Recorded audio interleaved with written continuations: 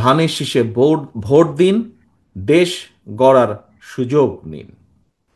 দেশের তরুণ এবং যুব সমাজের জন্য কর্মসংস্থান সৃষ্টি এবং তাদেরকে কর্মক্ষম করে গড়ে তোলার লক্ষ্যেই বিএনপির উদ্যোগে নেওয়া বিভিন্ন কর্মসূচি এবং কর্মপরিকল্পনা সম্প্রতি সারা দেশে বিভাগীয় শহরে অনুষ্ঠিত তারুণ্যের সমাবেশে মোটামুটি বিস্তারিতভাবে তুলে ধরা হয়েছিল।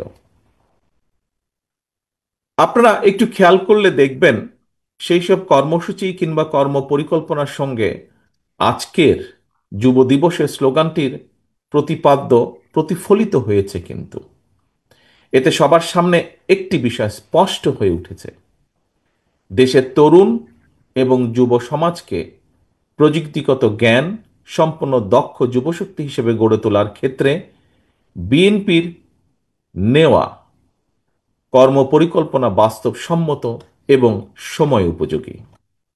প্রিয় যুব প্রজন্মের ভাই ও বোনেরা, বিশ্বের সকল দেশেই তরুণ এবং যুব সমাজ উন্নয়ন এবং অর্থনীতির প্রাণশক্তি, যা এরই মধ্যে বিভিন্ন আলোচকবৃন্দ তাদের বক্তব্যের ভিতরে তুলে ধরেছেন বা উল্লেখ করেছেন। তরুণ যুব সমাজের সৃজনশীলতা, উদ্ভাবনী শক্তি এবং কর্মস্পৃহা দেশকে যেমন উন্নতির পথে এগিয়ে নিয়ে যেতে পারে, অপরদিকে যুব সমাজে বিপদগামী হলে দেশের উন্নয়ন সমৃদ্ধিও বাধাগ্রস্ত হতে পারে। এই বিষয়টিও এর মধ্যে কিছু কিছু আলোচকবৃন্দ তাদের বক্তব্যে তুলে ধরেছেন। সম্মানিত সহকর্মীবৃন্দ, তরুণ যুবক, প্রিয় ভাই ও বোনেরা, প্রযুক্তি নির্ভর বর্তমান বিশ্বে প্রতিযোগিতায় টিকে থাকতে হলে তরুণ ও যুবকদের বিজ্ঞান, প্রযুক্তি এবং কারিগরি বিদ্যায় পারদর্শিতা এবং দক্ষতা অর্জনের মনে হয় কোনো বিকল্প নেই। বিশেষ করে প্রযুক্তিগত জ্ঞান অর্জনে যদি আমরা পিছিয়ে থাকি, আমাদের যুব সমাজ যদি পিছিয়ে থাকে, যুব সমাজের পক্ষে রাষ্ট্র এবং সমাজে কার্যকর ভূমিকা রাখা মনে হয় সম্ভব হবে না এবং হয়ও না। এটি বিশ্বে প্রযুক্তি বিপ্লবের একজন দক্ষ সৈনিক হিসাবে নিজেদেরকে যোগ্যতম হিসাবে গড়ে তুলতে না পারলে সামনে ভবিষ্যতের জন্য প্রযুক্তির নিত্য নতুন উদ্ভাবনের চ্যালেঞ্জ মোকাবেলা যেমন অসম্ভব হয়ে পড়বে। আমি আপনাদের সামনে কয়েকটি প্রযুক্তির কথা খুব সংক্ষেপে একটু তুলে ধরতে চাই। আমি নিজে খুব একটা টেকনিক্যাল লোক নই, তবে আমার আশেপাশে যারা আছেন তাদের কাছ থেকে যতটুকু আমি বুঝেছি, তাদের কিছু কথা যতটুকু আমার কাছে মনে আছে বা যতটুকু আমি ধরতে পেরেছি, সেটা আমি আপনাদের সামনে খুব সংক্ষেপে কয়েকটি প্রযুক্তির কথা একটু তুলে ধরতে চাই। এখানে যারা টেকনোলজিক্যালি ফ্রেন্ডলি আছেন তাদের অনেকেরই জানা আছে আর্টিফিশিয়াল ইন্টেলিজেন্স কিংবা বাংলায় যেটাকে আমরা কৃত্রিম বুদ্ধিমত্তা বলি, রোবোটিক, ডাটা সংরক্ষণের জন্য পোস্ট কোয়ান্টাম ক্রিপ্টোগ্রাফি কিংবা হাইব্রিড কম্পিউটিং এর মতন আধুনিক প্রযুক্তি মানুষের কিন্তু জীবনধারাকে বদলে দিচ্ছে এবং বদলে দিতে পারে যদি এগুলোকে রপ্ত করা যায়। প্রযুক্তি দ্রুত বিকশমান বিশ্বে এখন যেভাবে অ্যাডভান্স হচ্ছে টেকনোলজি, উদ্ভাবিত এইসব নিত্য নতুন প্রযুক্তি অনেক ট্রেডিশনাল যে কর্মসংস্থান আছে, ট্রেডিশনাল জব বা ট্রেডিশনাল কাজ যেগুলো আছে, সেগুলো সেই এই অ্যাডভান্সমেন্টের জন্য কিন্তু এই ট্রেডিশনাল এগুলোর কিন্তু বিলুপ্তি হচ্ছে। তবে একই সঙ্গে প্রযুক্তি নির্ভর কর্মসংস্থানের বাজারও কিন্তু এক্সপ্যান্ড করছে, অনেক অনেক বড় হচ্ছে। সুতরাং প্রযুক্তির নতুন বাজারে যদি আমাদেরকে প্রবেশ করতে হয়, তার জন্য অবশ্যই প্রয়োজন দক্ষতা এবং যোগ্যতা অর্জন। তরুণ এবং যুব সমাজের জন্য এই মুহূর্তে এই দক্ষতা যোগ্যতা অর্জনই হচ্ছে সবচেয়ে বড় চ্যালেঞ্জ।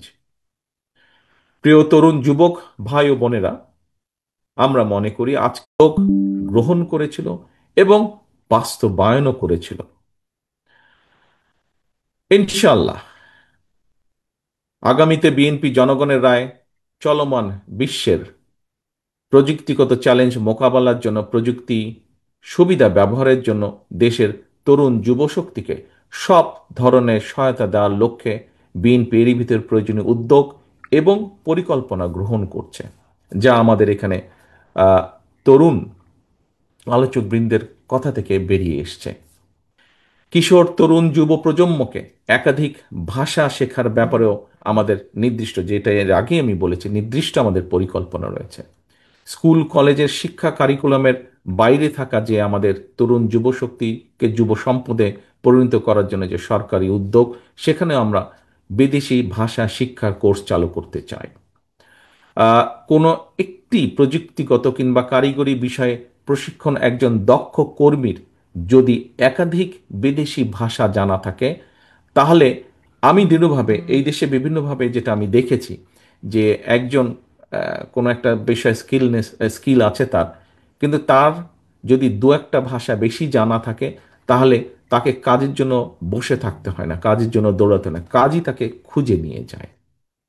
এবং এই বিবেচনায় যুবশক্তিকে প্রশিক্ষিত এবং দক্ষ কর্মী হিসাবে কর্মক্ষম করে তোলার জন্য সরকারি ব্যবস্থা নেয় আমরা প্লাম্বিং, ইলেকট্রিশিয়ান, মেকানিক, ল্যাঙ্গুয়েজের পাশাপাশি ডেন্টাল হাইজিনিস্ট কিংবা মেডিকেল টেকনিশিয়ানের মতন দেশে বিদেশে চাহিদা সম্পন্ন স্বল্প মেয়াদী কোর্সগুলো চালু করতে চাই আমরা। কারণ বিষয়টি হচ্ছে